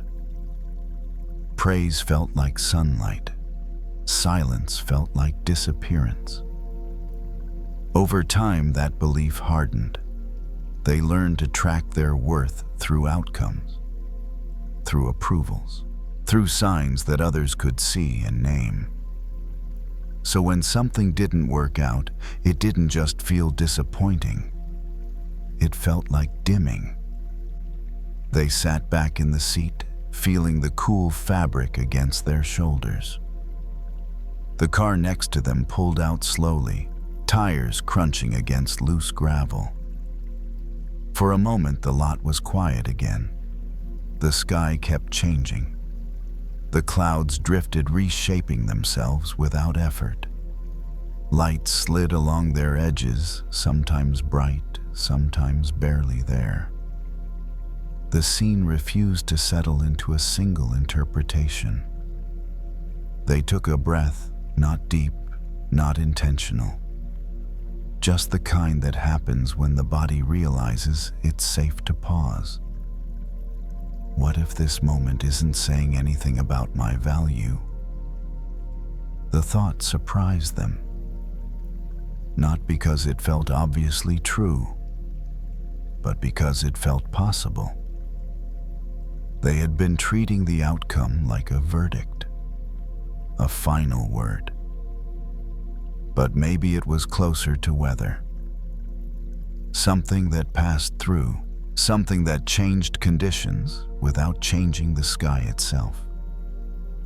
They thought about how often they'd admired resilience in others, how they'd watched people move through setbacks and still remain themselves, still kind, still capable, still worthy of respect even when things didn't go their way. Somehow, it had never occurred to them that the same might apply inward.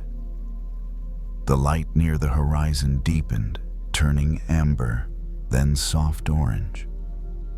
For a brief moment, the clouds looked almost translucent, like thin fabric held up to a lamp. They felt a familiar ache in their chest, not sharp, just heavy. A mix of disappointment and tiredness. They didn't push it away, didn't label it as weakness. They let it sit there like the clouds sat in the sky. Failure, they were realizing, doesn't erase what came before it. It doesn't cancel effort. It doesn't rewrite your entire story unless you let it. It only blocks the view for a while. They stayed in the car longer than they needed to, watching the sky dim slowly, the colors fading into blue-gray. The sun slipped fully behind the clouds, now no longer visible at all. And still, they knew it was there. They turned the key but didn't drive off right away. The dashboard lights came on softly, casting a pale glow across the inside of the car. The radio stayed off. The world outside felt quiet enough on its own. The sky had lost most of its color, now settling into a calm, even gray. The disappointment was still there. It hadn't gone anywhere, but it no longer felt like an emergency. There's a difference between pain that needs fixing and pain that just needs space. For a long time, they had treated every uncomfortable feeling like a problem to solve. If something hurt, it must mean something was wrong with them. If they felt stuck, it must mean they had failed in some essential way. Sitting there, watching the clouds thicken, they began to sense another option. Maybe this feeling didn't need a solution. Maybe it just needed permission to pass through. They thought about how often they had confused visibility with value. How praise felt like sunlight and silence felt like being erased. How easily one unanswered email could undo weeks of steady work in their mind. It wasn't that they believed others were shallow. It was that they had learned to see themselves through the same narrow lens. Outcome equals worth. Progress equals proof. Setback equals something missing. Those rules had never been spoken out loud, but they had shaped the way they moved through the world all the same. The clouds above continued their slow drift. Some thickened, some thinned. None of them stayed exactly as they were. The sun didn't fight them. It didn't try to shine harder to compensate. It didn't dim itself in response. It simply remained. The thought landed gently. What if my value is like that? Not something that appears only when conditions are perfect. Not something that has to be proven each time it's questioned. Just something that exists steady and unchanged, whether or not it's being seen. They felt a subtle shift in their chest. Not relief exactly, more like steadiness. The kind that comes when you stop arguing with what is. They had done their part. They had shown up. They had tried. The outcome was only one small piece of a much larger movement, one moment in a longer cycle. They started the car fully this time and eased out of the parking space. As they drove, the headlights cut through the dim evening, illuminating patches of road, one at a time. They didn't need to see the whole way, just the next few feet. That felt familiar. So much of their life had unfolded like this already, step by step. Light reaching only so far ahead. Trust built not from certainty, but from motion. A red light caught them at the edge of the lot. They stopped and waited. The clouds above were darker now, but the air felt cooler, calmer. They noticed how their breath matched the rhythm of the drive. Inhale at the stop. Exhale as the car rolled forward again. The body knew how to move through this, even if the mind still had questions. There would be other attempts, other conversations, other moments where things didn't go as planned. That wasn't a sign of deficiency. It was a sign of being in motion. Failure, when seen clearly, wasn't the opposite of worth. It was simply part of the weather. And weather changes. They merged onto the road's streetlights, passing overhead in a steady pattern. Each one lit up the windshield briefly, then disappeared behind them. The repetition was comforting, predictable in a way that didn't demand attention. They didn't feel triumphant. They didn't suddenly feel confident or resolved. They just felt intact, still themselves, still capable, still worthy of being here exactly as they were. The clouds could stay as long as they needed to. The sun wasn't going anywhere.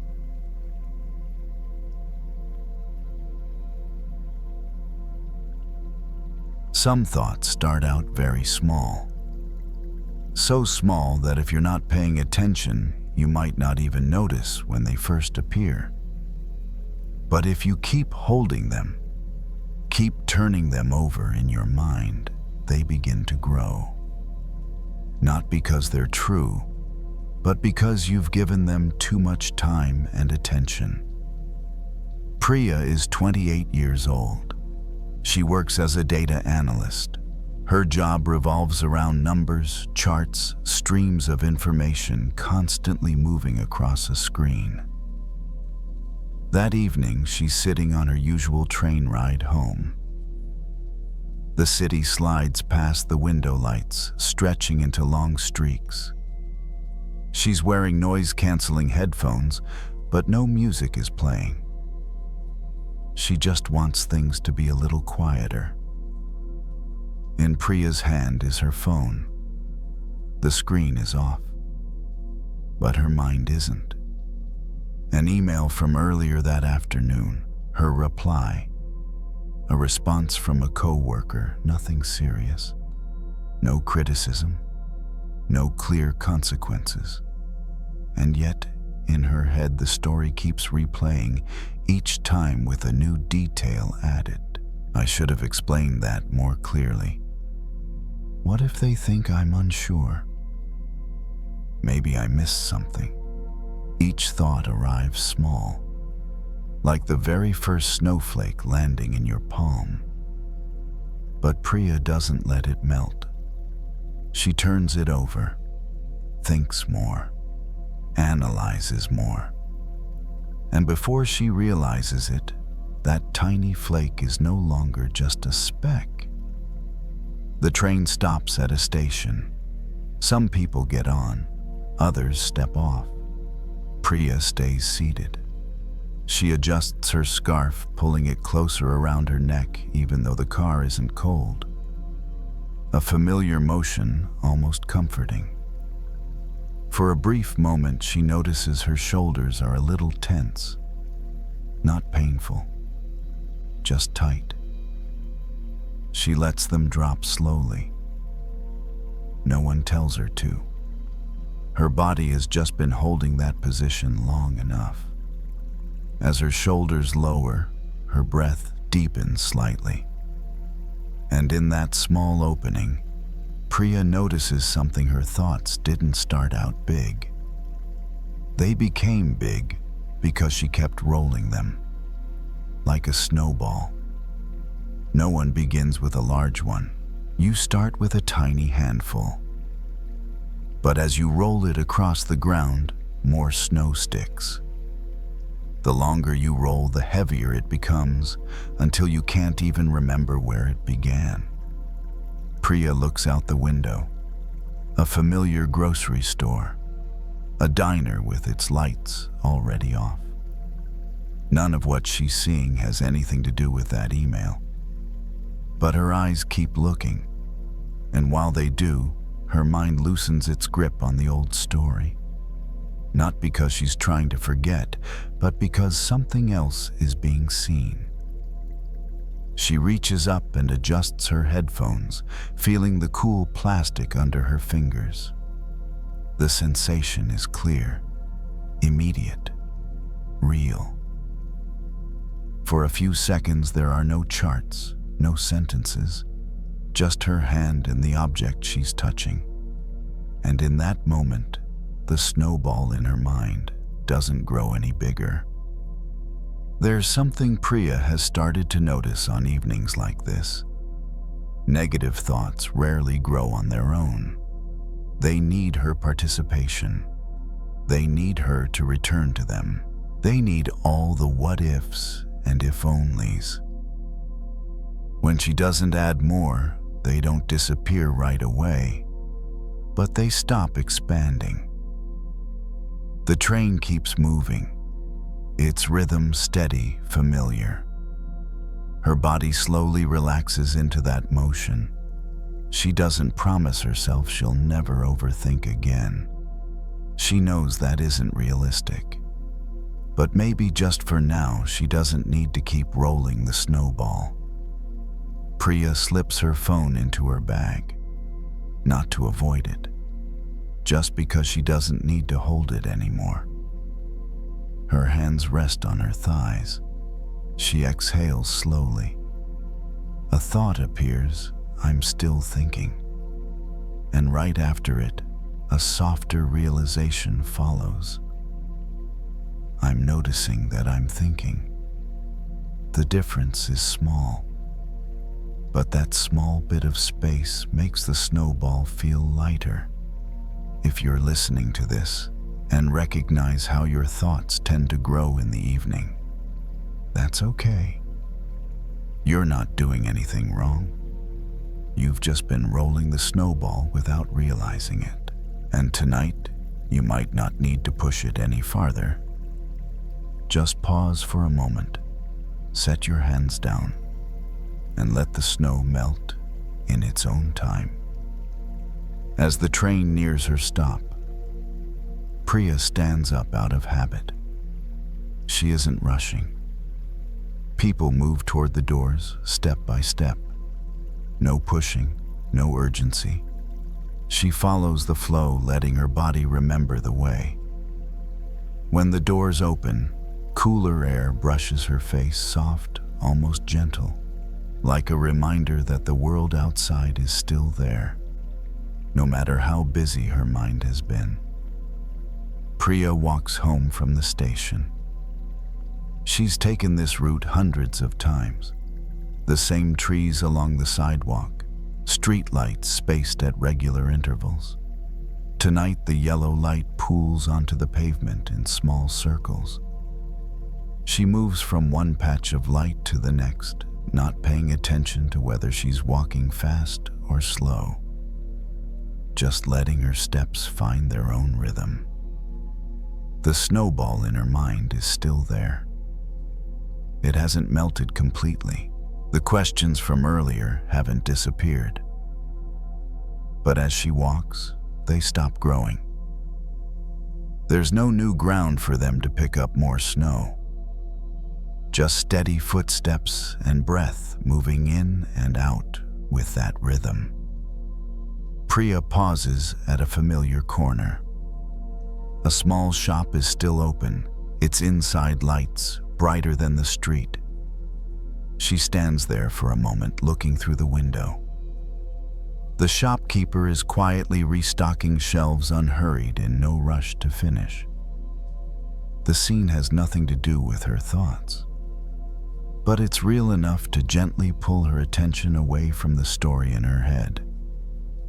Sometimes negative thoughts don't need to be defeated. They just need to be brought into the light. Like snow, when it stays in the shade, it can hold its shape for a long time. But when sunlight touches it, no one has to break it apart. It melts on its own, little by little. Priya keeps walking. When she reaches her apartment, she doesn't turn on the main lights. She lets the soft glow from the living room guide her in. She hangs up her coat, takes off her scarf, sets her bag down. Each small action feels like setting down another piece of the day. In the kitchen, she pours herself a glass of water. No ice, not too cold. The water touches her throat, cool enough to notice. She stands there taking small sips. For a few seconds, no thought continues. There's just the feeling of the water, the swallow, the brief pause between breaths. Priya notices this when she stops rolling her thoughts. They don't gain any more weight. They might still exist, but they no longer control her. They're like small bits of snow left on a sleeve, something that will melt once it meets warmth. She walks into the bedroom. She doesn't check her email again. She doesn't reread messages, not out of fear, just because right now it isn't necessary. She sits on the edge of the bed, takes off her headphones, and places them on the table. Another object set down. When she lies back, Priya doesn't try to coax herself into sleep. She simply lets her body be still. Her breathing slows. Her shoulders soften. The remaining thoughts drift by, not held onto, not pushed away. They come and they go, like thin clouds passing through the sky. If you're listening to this and still awake, that's okay. Maybe your snowball has grown a little bigger. Maybe it's been rolling all day. You don't need to melt it right now. You only need to stop rolling it further. The night doesn't ask you to find answers. The night only asks you to stop retelling the old story. If you fall asleep at some point, that's natural. If you don't, you're still in a safe place. Just a little warmth, a little light, and the snow will know how to melt on its own. Listen a little longer, or let sleep come whenever it's ready.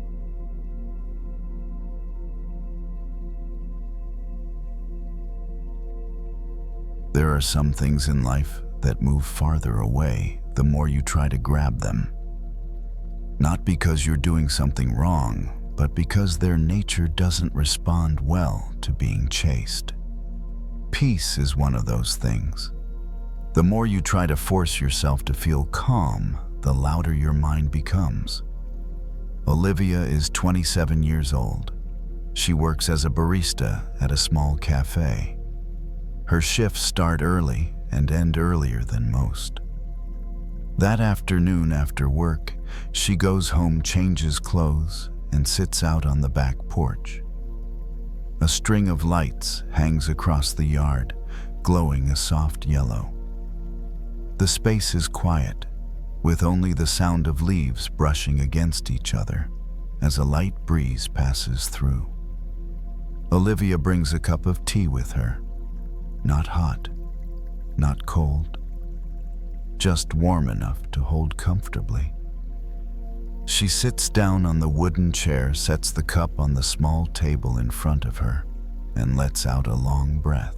Not because she's completely worn out, but because all day she's been holding things together. Orders crowds the coffee grinder, one request flowing into the next without pause. Now that everything is quiet, her mind refuses to be. Small thoughts begin to show up. Maybe I should ask to switch shifts. Am I even going in the right direction? Why does everyone else seem more settled? Each thought is small, but they keep coming one after another, like butterflies fluttering wildly inside her head. Olivia takes a sip of tea. It tastes faint. She sets the cup down, then absent-mindedly picks up her phone. The screen lights up. No new messages. She scrolls through a few apps without looking for anything specific, just searching for a sense of calm. But the more she scrolls, the more tangled her thoughts become. She turns the screen off and places the phone face down on the table. A butterfly drifts across the porch. Small, pale. It circles once or twice, then disappears into the darkness. Olivia watches it without much thought. But the image stays with her longer than the thoughts from a moment ago. When she was a child, she loved chasing butterflies. She would run after them, arms waving through the air, always believing that if she were just a little faster, she'd catch one. But the more she ran, the higher they flew. Eventually, she'd get tired and drop onto the grass, breathing hard. And then when she stopped chasing sometimes, a butterfly would land nearby, quietly, naturally. Olivia leans back in her chair. She realizes she's been doing the same thing with peace, chasing it by thinking more, analyzing more, comparing more. And each time she does, her mind only gets louder.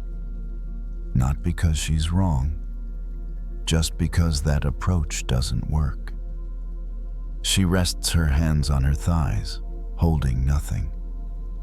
The breeze moves again, making the string lights sway slightly. The light shifts with the wind, not still, but not rushed either.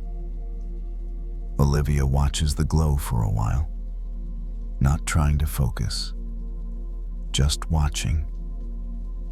For a few minutes, she doesn't try to empty her mind.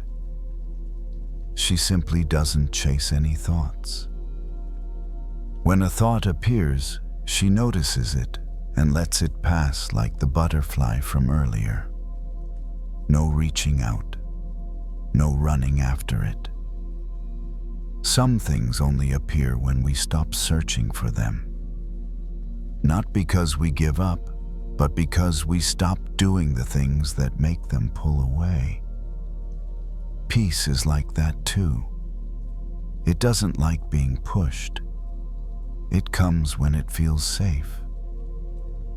Olivia closes her eyes for a moment, not to sleep, just to feel the cool air on her face.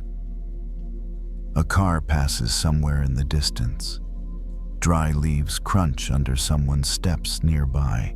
The sounds are there, but none of them ask anything of her.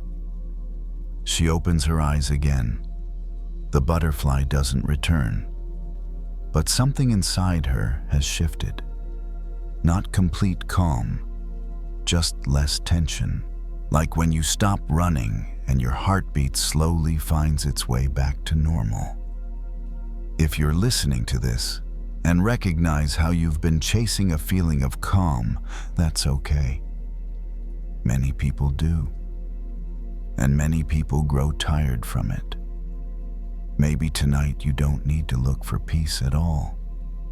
Maybe you only need to sit still for a moment and let it come to you on its own. Olivia stays on the back porch a little longer. Not because she's waiting for anything to happen, but because there's no longer a reason to rush back inside. The tea has gone completely cold. She doesn't pick it up again. She just lets it sit there like a quiet sign that it's okay for things to pause for a while. The air feels cooler now. The string lights sway ever so slightly, their glow shifting slowly, unevenly, but not in a way that demands attention. Olivia lets her eyes rest on the dark yard in front of her. She isn't looking for anything in particular, just seeing what's already there. A small thought appears. I'm sitting here doing nothing. Right after it, another follows. Is this a waste of time? Olivia smiles very faintly, almost imperceptibly. She doesn't answer either thought. There's no need. They arrive and then they move on like two butterflies passing through the air. She adjusts her position, leaning more fully into the chair. The back of it is cool and solid. Her body is supported now, no need to hold herself upright. When she doesn't have to hold, her shoulders drop on their own. Her breathing slows, not by counting, just by following the ease of each exhale.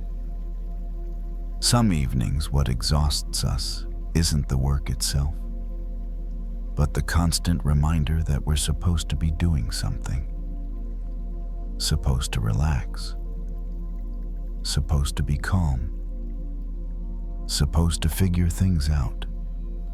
But peace doesn't arrive on command.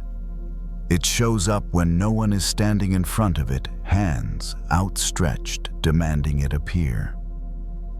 Olivia looks down at her hands. They're open, not clenched. Her fingers curve naturally. And she notices something simple. When your hands are open, there's nothing to drop. There's just space to hold something if needed. And when nothing is needed, that space still feels okay. Another butterfly drifts into the circle of light. This one doesn't loop around much. It glides through slowly, then lands on the edge of the table for a few seconds. Olivia doesn't move. She doesn't hold her breath. She doesn't think she has to memorize the moment. She just watches. And then the butterfly lifts off again. The moment is brief, but it's enough for her to see something she'd only heard before. Some things only appear when we stop trying to pull them closer. Not because we don't care, but because we stop frightening them. Olivia closes her eyes. This time her eyelids feel a little heavier. She doesn't resist it. She also doesn't force herself to stay awake. She lets her body decide. If it wants to stay alert, that's fine. If it wants to rest, that's fine too. In that quiet space, thoughts still appear now and then. But they don't crowd in. They arrive one at a time, then fade. No story gets told from beginning to end. No loop grows strong enough to carry her away. If you're listening to this and your mind still feels a bit busy, that's okay. You don't need to push it away. Just don't run after it. Like butterflies, you don't have to sit perfectly still in a tense way. You only need to pause and let things unfold. Maybe tonight you don't need to look for peace. Maybe it's already very close. It just doesn't like being chased. When it's fully dark, Olivia stands up. She turns off the string lights and slides the porch door closed. There's no sense of loss. Just the feeling that this moment was enough. She moves back inside slowly, as if she doesn't want to disturb the calm that settled in. When she lies down, she doesn't think about tomorrow. She doesn't think about choices that need to be made. She lets her head rest on the pillow, lets the blanket cover her. Everything is exactly where it needs to be. If you fall asleep at some point while listening to this story, that's perfectly natural. If you haven't yet, you're still resting. There's no need to chase sleep. Just let it come to you.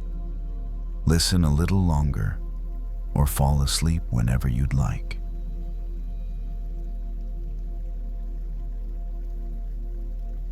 Wherever you are tonight, I'm grateful you chose to spend this quiet time here. If these stories help you rest, you're welcome to subscribe and return whenever you need a gentle place to land. And now, you don't need to do anything more. Let the night hold what you can't carry. And if sleep comes, let it come.